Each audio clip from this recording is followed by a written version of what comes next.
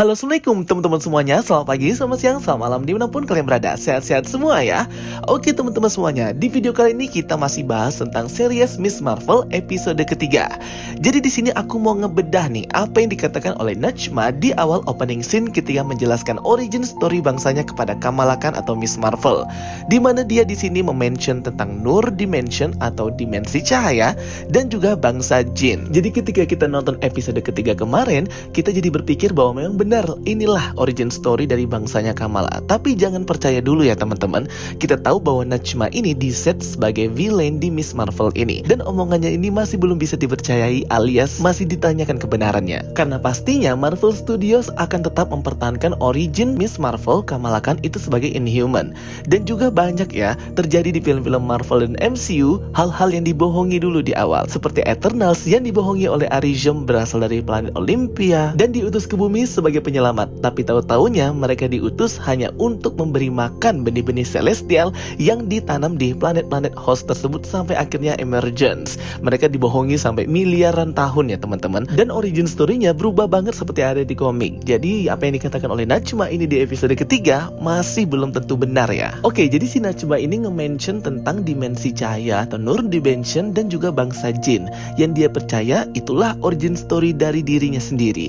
Mereka dikenal sebagai clandestine. Nah, di sini aku mau bahas sejarah origin story dari clandestine atau Jin dan juga dimensi cahaya versi Marvel komiknya. Di Marvel komik, Light Dimension atau dimensi cahaya atau di Miss Marvel dikatakan Nur Dimension, Nur dari kata bahasa Arab, ini merupakan sebuah dimensi cahaya yang kebalikannya dari Dark Dimension. Dimensi cahaya ini erat kaitannya dengan beberapa superhero yang memang menggunakan kekuatan cahaya seperti Dazzler, Monica Rambeau Spectrum yang dimana kekuatannya ini diambil dari dimensi cahaya. Dimensi cahaya atau Light Dimension itu pertama kali dimention dalam komik Marvel Peter Parker The Spectacular Spider-Man issue ketiga tahun 1976.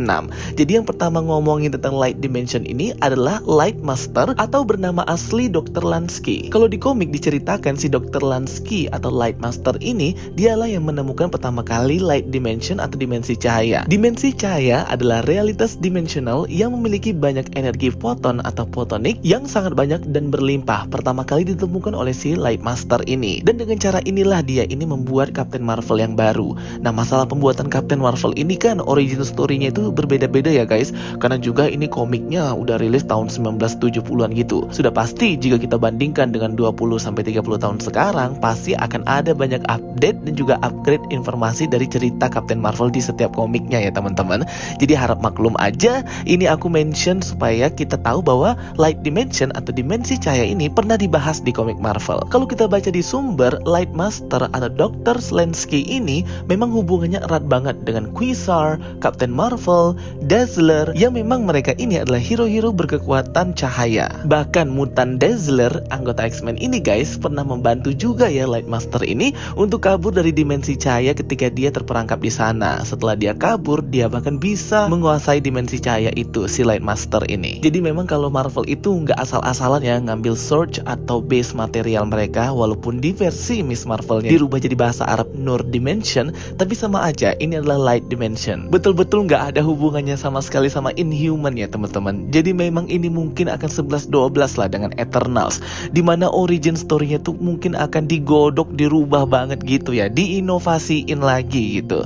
Tapi nanti nggak tahu deh sampai episode terakhir nanti seperti apa ya. Tapi tentunya ada seperti angin-angin segar tetap memakai bangsa Kree ya. Harusnya sih iya, karena kan gelang benggelnya itu ditemukan pertama kali kan oleh tangan yang berwarna biru. Bisa aja tangan berwarna biru ini adalah bangsa Kree. Nah, itu dia tadi penjelasan tentang dimensi cahaya atau Light Dimension atau Nur Dimension. Sekarang kita bahas nih tentang Jin atau clandestine. Bacanya tuh clandestine atau clandestine ya, kayaknya clandestine ya. Jadi clandestine ini kalau di komik ada memang judul aslinya ya, Marvel Comic Clandestine. Jin ini salah satu anggotanya. Jadi clandestine pertama kali muncul di komik Marvel itu pada judul Marvel Comic Presents issue 158 Mei tahun 1994. Udah lama banget ya. Clandestine ini digambarkan sebagai grup berisikan anggota keluarga, orang-orang yang memiliki kekuatan super yang sudah lama dan kuno sekali berumur panjang. Clandestine ini adalah keluarga keturunan dari manusia super Adam of Destiny dan juga Elalit, seorang jin. Jinnya itu pakai D ya, jadi jin gitu. Jadi nggak cuma J aja. Jin yang dimaksud di Marvel Comic ini ya jin setan gitu guys. Jadi kalau diceritakan dulu itu Adam of Destiny ini seorang prajurit yang sangat gagah berani ya. Dan akhirnya dia jatuh cinta kepada seorang Elalit, yaitu si jin itu tadi. Dan dari mereka berdua lah lahirlah beberapa anggota member family mereka yang memiliki kekuatan super, yaitu dikenal dengan clandestine. Sebenarnya informasi yang aku jelaskan di awal tentang Light Master, dimensi cahaya, dan juga Adam of Destiny dan clandestine juga jin ini itu nggak ada hubungannya di komik ya teman-teman. Tapi nggak tahu nih kenapa di series Marvel ini jadi referensi dari apa yang diceritakan oleh Najma, seolah-olah berhubungan satu sama lainnya. Jadi memang kita nggak bisa mentah-mentah ngambil cerita dari komik ke versi series ya. Pasti akan ada inovasi dan perubahan. Apalagi hubungannya dengan Inhuman ya, itu betul-betul nggak ada masuknya sama sekali guys. Karena Inhuman itu hubungannya pasti dengan bangsa Kree. Karena memang Inhuman lahir dari persilangan genetik antara genetiknya bangsa Kree dan genetiknya human di planet bumi. Nah, jadi gimana nih menurut kalian? Kalian setuju yang mana nih origin story-nya? Karena ini masih kayak puzzle ya. Masih terpisah-pisah gitu dan kita belum bisa mengkonklusi, menyimpulkan apa yang sebenarnya terjadi dan origin Kamala ini sebenarnya seperti apa.